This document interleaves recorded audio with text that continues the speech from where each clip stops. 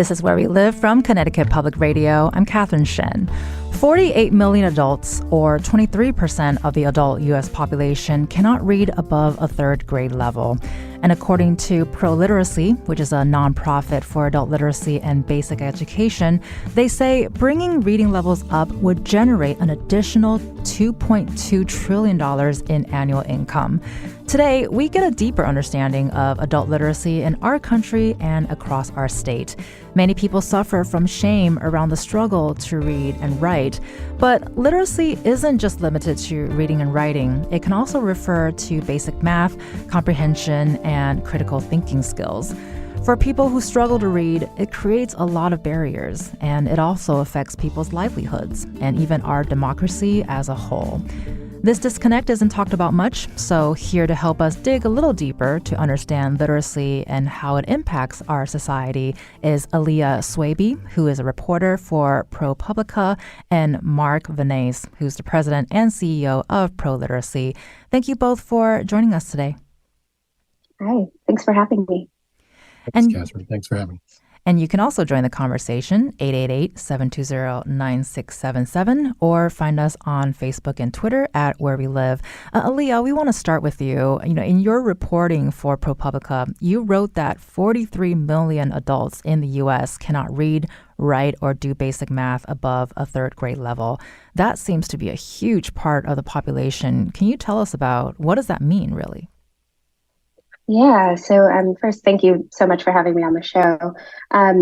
So that's a large number for a lot of people, and that's actually where we started with our reporting, is seeing that number, seeing the 1 in 5 Americans, adults who struggle to read English at a basic level and wanting to know more about it. What we learned is really that that population of people is everywhere and throughout the country in all sectors of society, but a lot of times hidden or actively hiding because of the shame and stigma that they have around not being able to read well. The population is a lot more, the definition of not being able to read, I think, is more complicated than people think. So it's not necessarily that people can't read basic words, but there's a range of low literacy that has to do with reading comprehension and then actually being able to function when it comes to literacy out in the world, when it comes to basic things like reading a medical form or going to vote. And we're definitely going to want to talk more details about what you just mentioned, especially when it comes to reading beyond just books, say, our traditional sense of what literacy is. But I do also want to talk about, because literacy skills seems to be the foundation of our education. So, Aliyya, can you talk about, how does it come about that we have such low literacy for our adults in our country? Yeah, so it's more complicated than people might think at first glance. There are a lot of different interconnected and systemic reasons why people are unable to read, and also a lot of individual reasons why people are unable to read well. Some of it is to do with our education system. There is a real struggle with schools in terms of identifying students who have issues with reading, identifying students who have learning disabilities. That means that they need more support. A lot of students graduate or have graduated from school without being able to get the support they need for things like dyslexia. Other reasons are people who speak other languages and haven't learned English and haven't learned to read and write English. But I think an important thing to note is that even though a good number of people who are in that 40 million are people who don't speak English, 2/3 of the people in that group are people who were born here. So it is really an American problem, and really, I think, an American duty to fix it. And Mark, we've only scraped the very, very surface of this conversation so far, but we'd love to hear what you have to say about what Aliyya has been talking about so far, with literacy being the basis of our foundation, but the low literacy rates are quite low. Yes. First, I would want to make sure the listener understands that, we use this PIAC data to sort of get a range of where the adult learners are. And so when we say, as Aliyya said, they're not able to access texts that are, say, above a second grade reading level, it's I wouldn't want any of the listeners to think that that's a functional level, because it's intriguing. In order to really navigate this world, if you're reading at, say, a 1.5 grade reading level, and you can make it through day-to-day life, your coping skills are extraordinary and enviable. But it's just that when we think about the type of text that we almost take advantage of our ability to, when we exit a doctor's visit and we read the post medical instructions, incredibly complicated, or we look at what comes to us at the pharmacy, or we even think about the ability to pass a driver's permit test that we take for granted. And then I think we can put into proper place the impact that it has on people's lives. And so, as Aliyya said, it's across the nation. Every county has at least 6% of folks that are struggling with adult literacy across the United States. But then in urban centers and in rural areas, we see, the percentage is much higher, and could be upwards to 80% of adults are struggling at reading above a fifth grade reading level. So it's pervasive, but it's correctable. And Aliyya, as we have talked about earlier, this is such a complicated issue. And you mentioned that learning disabilities like dyslexia could be a part of the problem as well. So from your reporting, what did you learn about how much do intellectual disabilities play into low literacy skills? Because a lot of people either don't get help early or they don't ever get diagnosed. Yeah. I mean, it's definitely a big problem. I know we spoke to a lot of people who are leading adult education programs, and a lot of them could say, even anecdotally, that the people that they're working with, show signs of having undiagnosed learning disabilities where they didn't end up getting the basics in school. And what I know from my reporting in the K-12 space is that, if you are a child who is not diagnosed with dyslexia early, then your chances of being able to read well decrease over time, not just because of the ability, but also because you associate reading with something negative. There's less of a desire to learn, and there's less of resources to actually help you be able to get to where you want to go. And Mark, both you and Aliyya had mentioned there are so many different categories of literacy. And so can you help us define the changing definition of literacy? Because I think when we hear the word, we assume that we're talking about reading and writing, but it's, as you have mentioned, much more than that. Yeah. First, I'd love to just add on to something that Aliyya said, because I think it's this, just when we think about how it's been so pervasive, I think it's multi-generational, often linked with poverty, socioeconomic disadvantage, as well as across generations challenges with education. But I also think that part of it is that very often in our most disadvantaged communities, we're really challenged at attracting large numbers of educators that are highly skilled, and or investing in capacity building in those areas, so that when a learner is in kindergarten, first and second grade, they could really get the best instruction on reading, on foundational skills. And as Aliyya said, unfortunately, so many learners don't, whereas we find that nearly 2/3 of children that are progressing into third and fourth grade are far below proficiency levels. So, I mean, I think we have to look at it on both sides on, how do we stem that tide at the lowest level? And again, I think it's investing on both sides. As far as the multiple literacies, digital literacy is another area. We think about medical and health literacy and financial literacies. So all of those areas are additional literacies that, if we are struggling with reading and writing and accessing complex text and information and being able to synthesize that information, then we can only imagine that if I'm doing a search, if I'm Googling something and I'm trying to find information, well, if I'm struggling to synthesize information on one piece of text, then imagine if I'm trying to find the best information across multiple, or I'm trying to fill out an application for something at my bank. And again, challenging. And so the multiple literacies, and certainly digital literacy is another area where, there's increased focus on trying to help build up literacy skills for reading and writing, as well as simultaneously building up the learner's ability to access digital tools. Well, and I love that comparison too, because like we were saying earlier, we often relate it to, reading for pleasure or for joy, which it can be, of course, but it's also something that we use and often perhaps taking for granted because we use it every day. So can you talk about sort of the disconnect between people understanding, what their life would be like if they couldn't read or understand how to fill out those forms or go through those statements? What are your thoughts, Mark? Look, I mean, I often think about, and with our team, we think about if there's a way to sort of get people across the nation just for a day to just, I'm thinking of even some app or something where every single time we try to read something that helps us through our day-to-day life, we take note of it.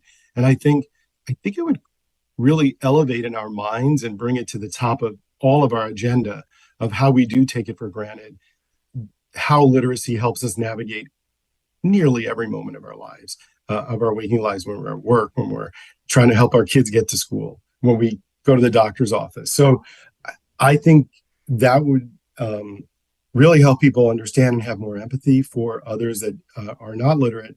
And of course, the joy of reading is incredible. I mean, I'm an avid reader, my family, we're all avid readers, but I look at, and it's important to read for joy. But if you're just trying to make it through the day, that seems like a luxury that we're not understanding folks and the challenges that they go through every day. I would love to hear Aliyya's comment on this. Yeah, go for it, Aliyya. Yeah. One thing I wanted to talk about is, reading for pleasure. And when we talked earlier about the intergenerational aspect of low literacy, a lot of people, and I know, Mark, you probably have heard this a lot of people who I talked to who struggle to read just wanted to read with their kids or their grandkids. Like there's, maybe you don't want to read for pleasure for yourself, but you want your kids to be able to do that in the future, and you want them to have an easier time than you had, or your grandkids to have an easier time than you had, and have a better relationship with reading. So, I think there's a lot of reasons why people want to learn to read better. Some of it is in the job hunting space and wanting to do better financially, but some of the reasons are really personal reasons that a lot of us share of wanting our loved ones to be better off than we were. And I wanted to ask Leo, thanks for mentioning the relationship between for a parent wanting to read to their kids. How does the literacy of a parent impact the literacy of a child? I imagine there's a huge influence there. Definitely. And actually, one thing that when Annie Waldman and I were, my co-reporter on this, were working on this, one thing that really stood out to us is, unfortunately, in the US, unlike in other wealthy countries, if you have limited education and your parents also have limited education, you're a lot less likely to be able to surpass their literacy skills. In other wealthy countries, that's not the case. You have a much more of a chance of being able to surpass where your parents were.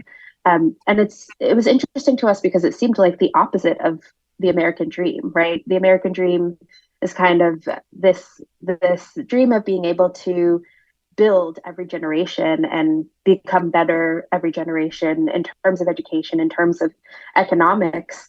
And in the US, especially when it comes to literacy, that's just not true. And it's actually a lot harder to be able to overcome what you were born into, which is really unfair.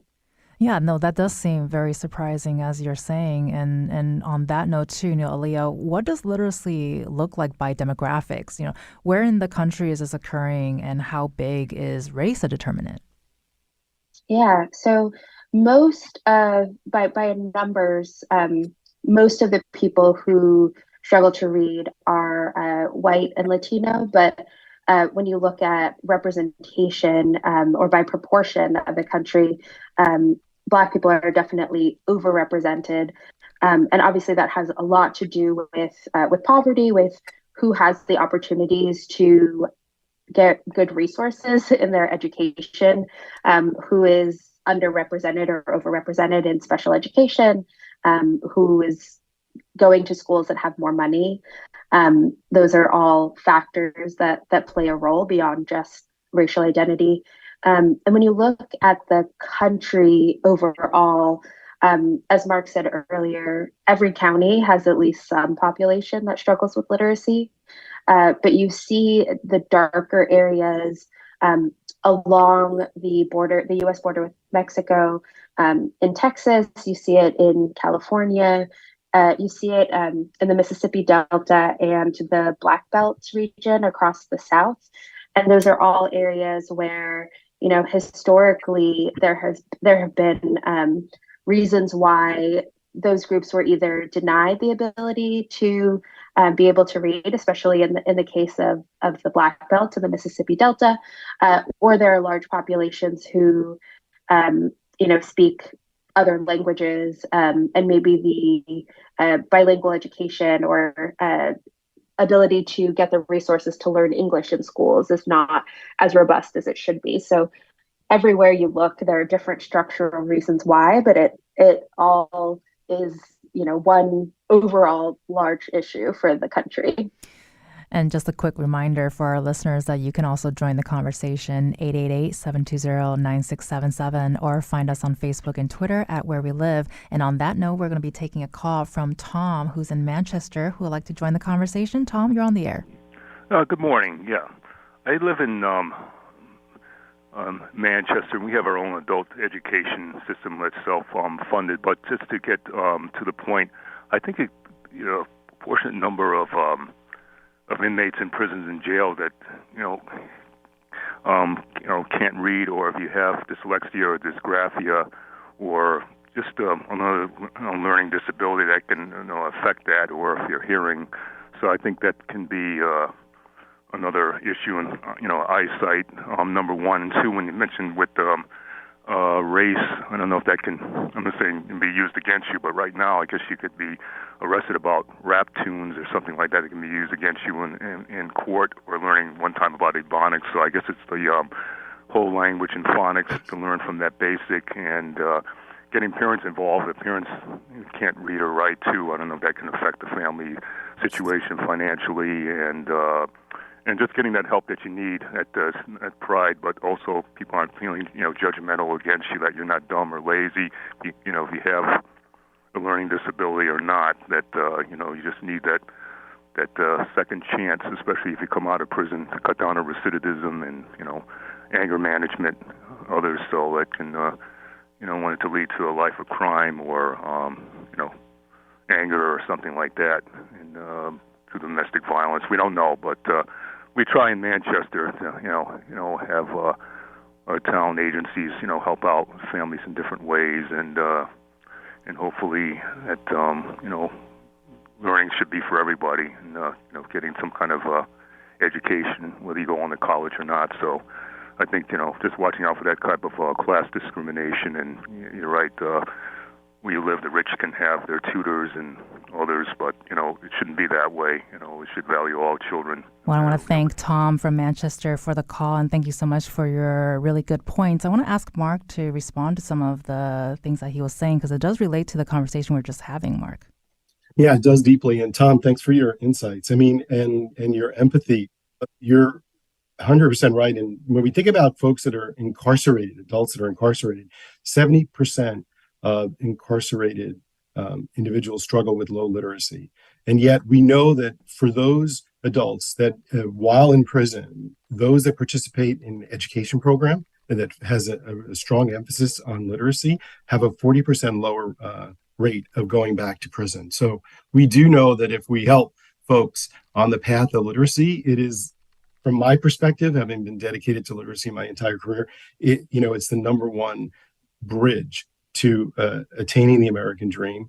Like an example from a study, an economic study that was for looking at recidivism, $1 spent in correctional education, for every dollar we spend, we save $5 in reincarceration costs. So the data's there. Sometimes I think it's the will that's sometimes lacking, or just figuring out how to exactly make sure we can scale. And just to add on to the other piece that Aliyya was alluding to earlier, which ties in what Tom said, is that for children that are born of an adult that is low literate or parent caregiver, they have a 72% chance of being low literate as adult. So from my perspective, I wouldn't want a listener to believe it's a fait accompli. It's not. I mean, we can stem that, but unfortunately, based on the current dynamics, that's the situation and the outcomes here in the United States.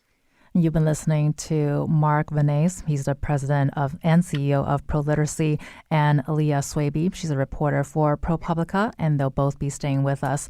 Coming up next, we'll be joined by a literacy tutor with Literacy Volunteers of Greater Hartford. She'll be talking about her experience on how she got started as a tutor and what education or adult education looks like in her classroom. You can also give us a call with your questions, 888-720-9677. That's 888-720-WNPR, or find us on Facebook and Twitter at Where We Live.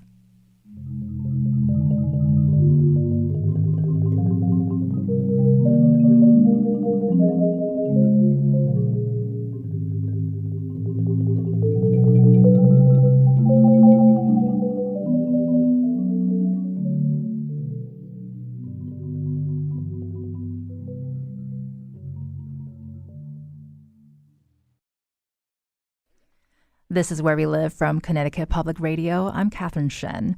We've been talking about how there are many adults who struggle with reading, and not just in the traditional sense of reading novels, but with other kinds of literacy as well, like being able to understand a ballot, figuring out financial statements, and also having basic computer skills.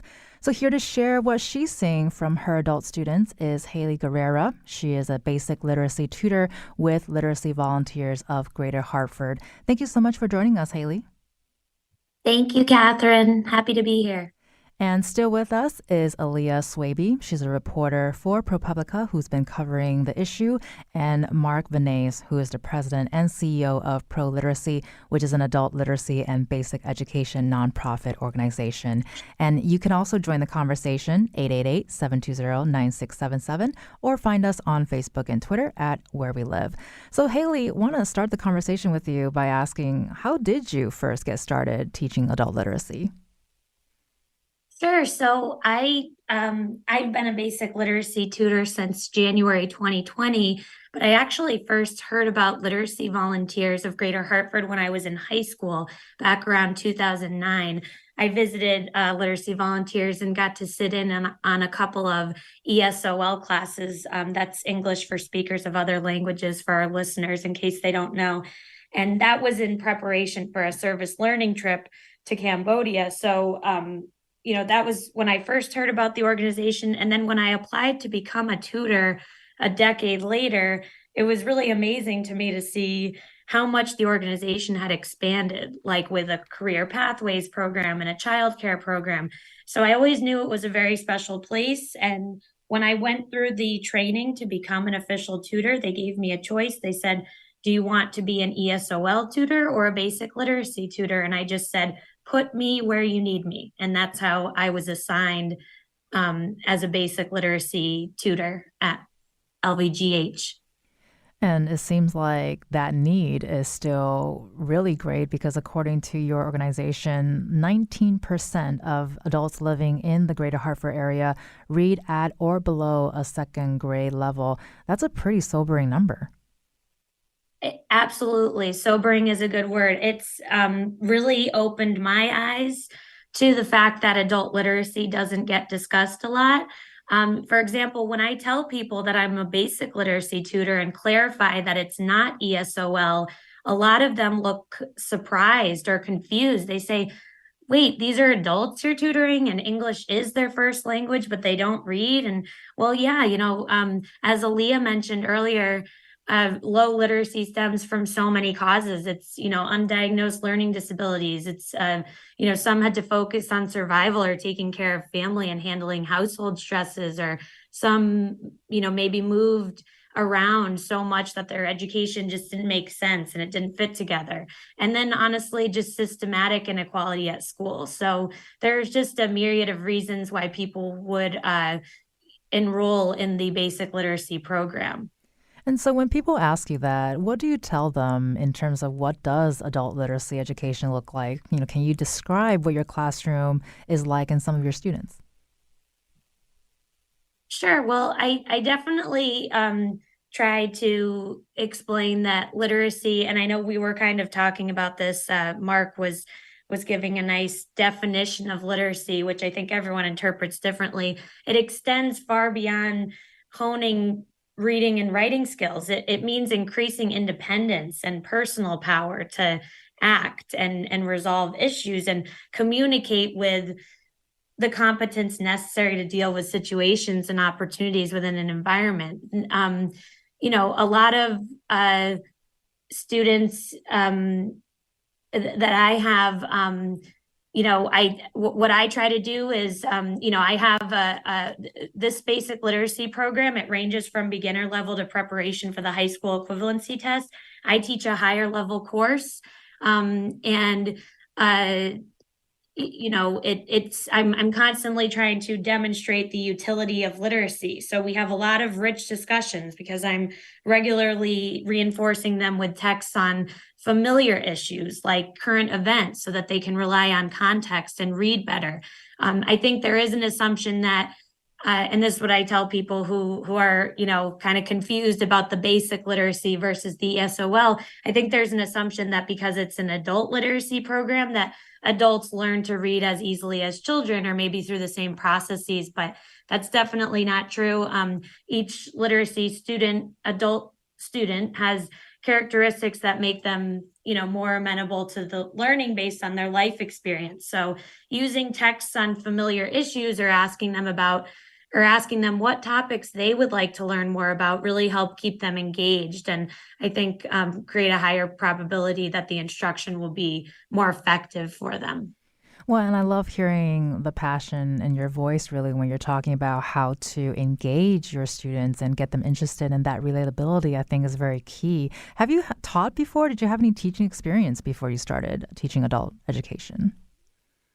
No teaching experience. Although I do think, I see some of my fellow tutors, many are retirees. They are coming in with a background in teaching, but you absolutely don't need a teaching degree. I think all you need to be a tutor is an ability to speak English fluently and a passion to help others. I do think it's personally, selfishly helped me become a more creative problem solver, to try to adjust lessons to figure out, what works best for the students. But yeah, no teaching experience for me, Catherine. Well, it sounds like the benefits go both ways. And you tutor part-time, and of course, these students aren't in class all day. So can you talk about the time involved in teaching this class and sort of the limitations around that? Sure. So, the class that I teach is once a week for 2 hours. So, and we do the program at Literacy Volunteers, the basic literacy program, they offer morning classes as well. I happen to teach an evening class, 6 to 8 on Thursday evenings. So that's part of the commitment for me as a tutor is committing to every Thursday, 6 to 8. And then there's, of course, some lesson planning involved, which I would spend probably an hour per week on lesson plans. And then, you really have to optimize your time since you only have the 2 hours. But I do think, as you said, it's mutually beneficial. These students, they make me more empathetic, more compassionate. They, expose me to a life that I wouldn't otherwise, understand or know about. And I think it is very, very impactful. It's, it's not just helping one student. This work impacts the community around us and the larger economy too. These students want jobs. They want to better their lives and their families' lives. And they know that if they can improve their reading, they can help future generations too. So for me, 3 hours a week seems like a very small time commitment for a very, impactful result. And Aliyya touched on this a little bit earlier, but Haley, I would love to get your perspective from the classroom. Are you seeing any of your students that struggle with shame around not having these literacy skills? Oh yeah, absolutely. I think, and that's one thing that I'll say is, if if listeners are wondering for thinking about, tutoring best practices, I would say always extend empathy, use positive reinforcement. I'm a huge proponent of that because these students are often very ashamed or maybe embarrassed about their age. I mean, even just the simple act of filling out the application to enroll at Literacy Volunteers can be a really, really hard first step for them. So just, again, extending empathy, giving positive reinforcement for even something as simple as showing up. That's incredibly important. I see that a lot, that shame or embarrassment or just feeling of maybe awkwardness walking into the classroom. Well, following what Haley was just saying, Aliyya, you also spoke with a number of people that struggle with literacy in your reporting. Can you share with us about those feelings that they have around having low literacy? Yeah, definitely. So we did talk to a number of people who did struggle to read.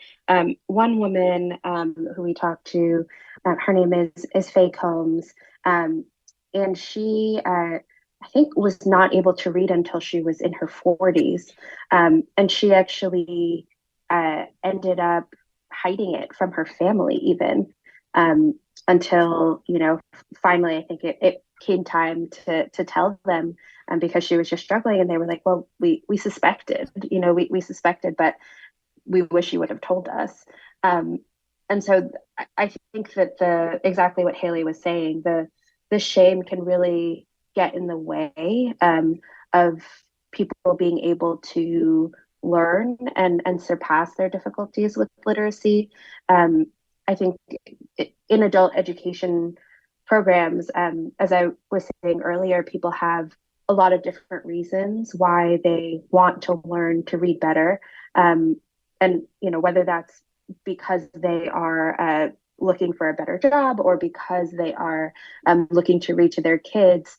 I think programs like the one that Haley is teaching in are really crucial to help people get past not just the literacy struggles, but also the senses of shame and inadequacy that they might be feeling from just moving through society without a skill that other people might expect them to have.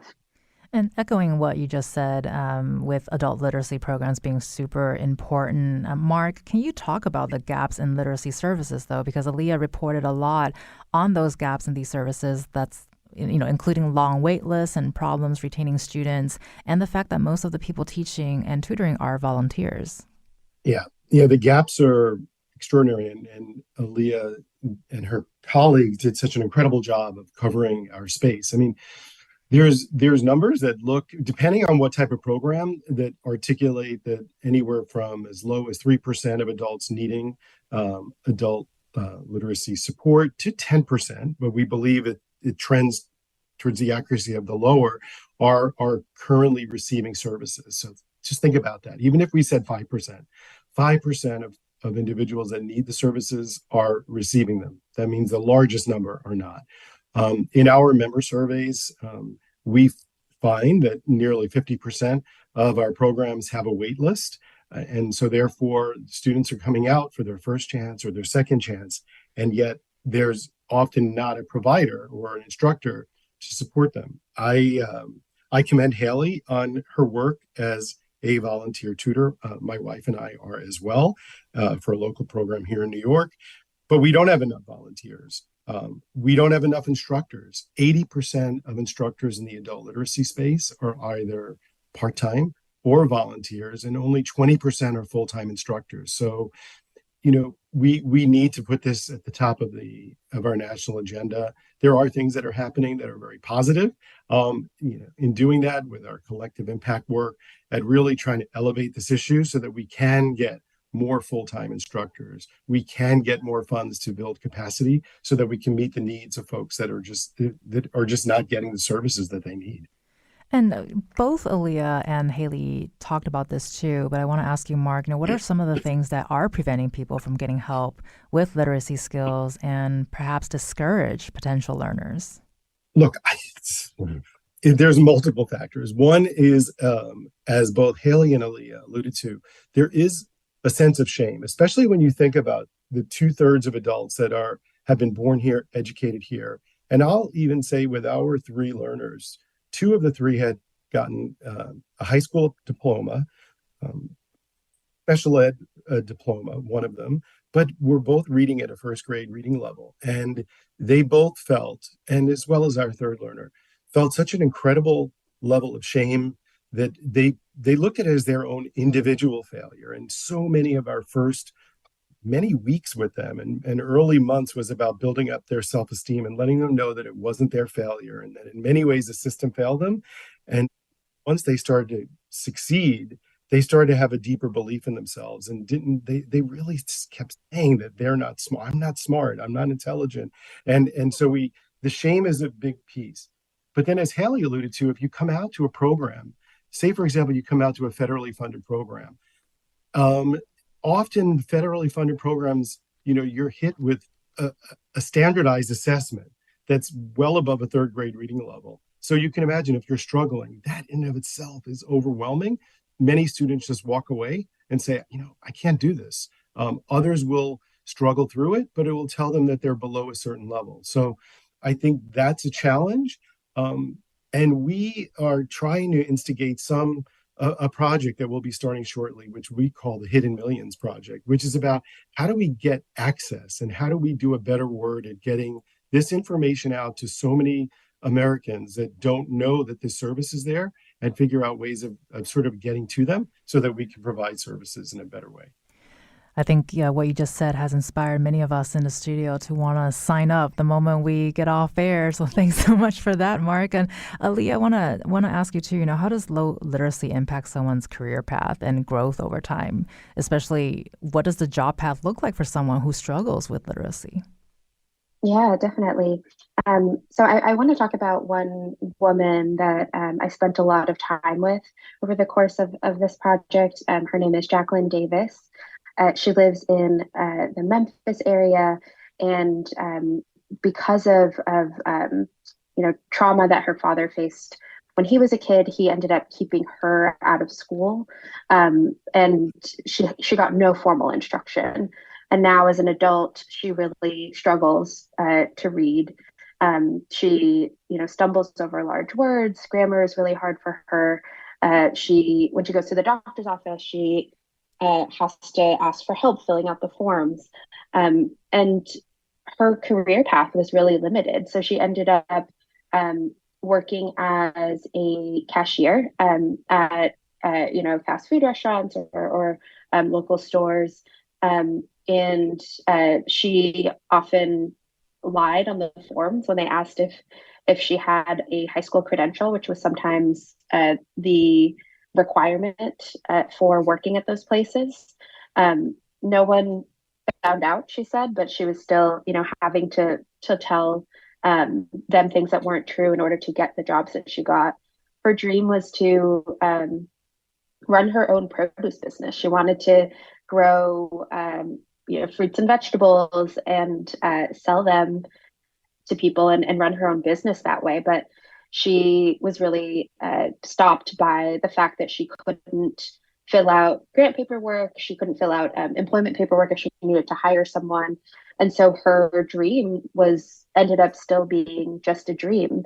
And she was really to the point of that Mark was making about some of the challenges that adult education programs are facing and the people are facing who are seeking them out. She tried to attend one of those programs that had free classes in her county. And she actually was reading at such a basic level that that program was going too fast for her. And so she ended up dropping out. She ultimately found a free program with one-on-one tutoring, like the one that Haley seems to be volunteering with, and that has really worked for her. But I think, for these programs that are run or managed by different states, some of them are focused on people getting their GEDs and getting job training, which is great, but they sometimes end up leaving out people with the most basic literacy skills, like Jacqueline. And, those people either fall further and further behind or just get discouraged. Luckily for Jacqueline, she was able to find something else that worked for her, but that's definitely not everybody's situation. And she's finding this late. She's in her 60s, but there are people who are trying to get promoted, are wanting to move up in the world, wanting to make more money, and they can't find the right program, or the program is too difficult or too challenging for them, and they really struggle. We got about a minute here, but I want to ask Haley real quick, if someone might be interested in becoming a literacy tutor, what should they know about doing this work, and what will you say to them? I would say absolutely join us. It's an amazing staff who makes you feel very supported and provides you with all the materials that you need and training. So training is required, 2-hour training sessions. But all you need to do to get started is to visit lvgh.org and go to the volunteer application, fill it out, and you'll get a very nice note inviting you for a tour of the school, a welcome meeting. And I would just say, adult literacy can change everything: health, gender equality, poverty, many of the topics that we touched on today. And every important social issue is impacted by low literacy. So by stepping out of your comfort zone, you really are making, a bigger impact than you even know. You've been hearing from Haley Guerrero. She's a basic literacy tutor with Literacy Volunteers of Greater Hartford. Thank you so much for shining a light on what adult education looks like, Haley. Thank you, Catherine. Thank you, Aliyya and Mark as well. And for those interested, that website is www.lvgh.org. And up next, we'll continue the conversation with Aliyya and Mark. We'll dig deeper on how the lack of literacy skills impacts voter turnout during elections and what advocates are doing to raise awareness around adult literacy. You can also join the conversation, 888-720-9677, or find us on Facebook and Twitter at Where We Live.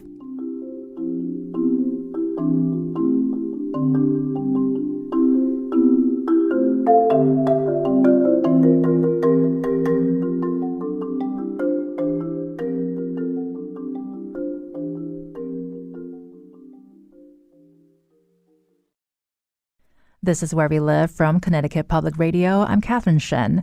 We're jumping straight back into our conversation with Aliyya Swaby, a reporter for ProPublica. She's reported on how literacy affects elections.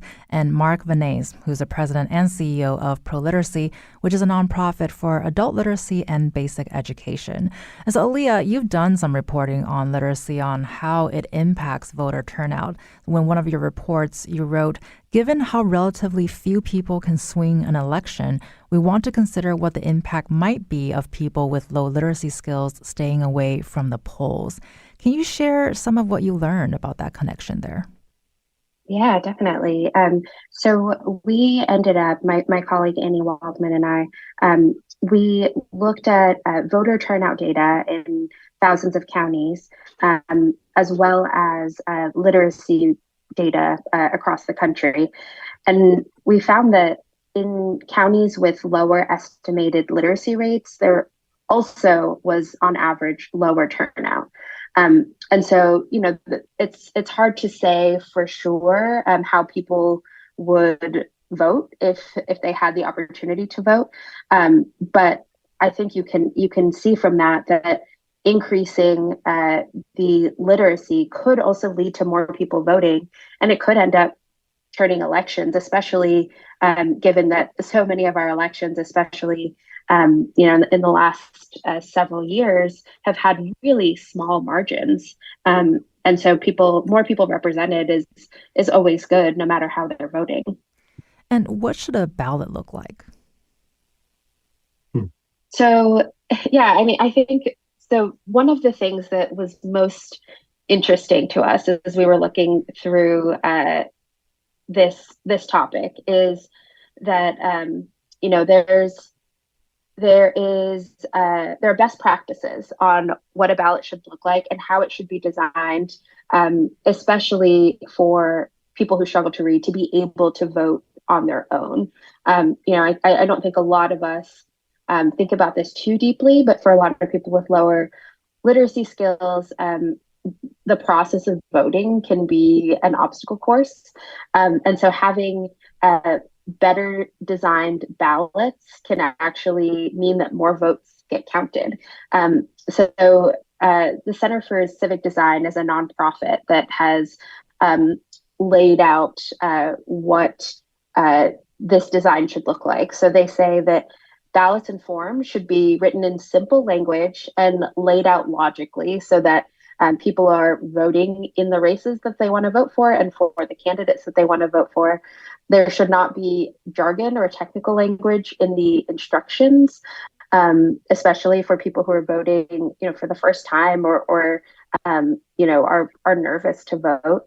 And then also they really urge municipalities to test new forms on diverse groups of constituents. So, maybe something seems easy to someone with, a PhD in political science, but that's not necessarily the case for the vast majority of us, even people who have higher literacy skills, but especially for people who have lower literacy skills. Well, I know we can talk for days about this, but unfortunately, we only have about a minute left. But Mark, I do want to ask, what are some next steps you think we can do to help increase awareness around literacy and decrease the shame around it? One is, I know that for All In, which is the collective impact group of all the leading national adult literacy organizations, one of our top priorities is about raising awareness and making more of the American public aware of it.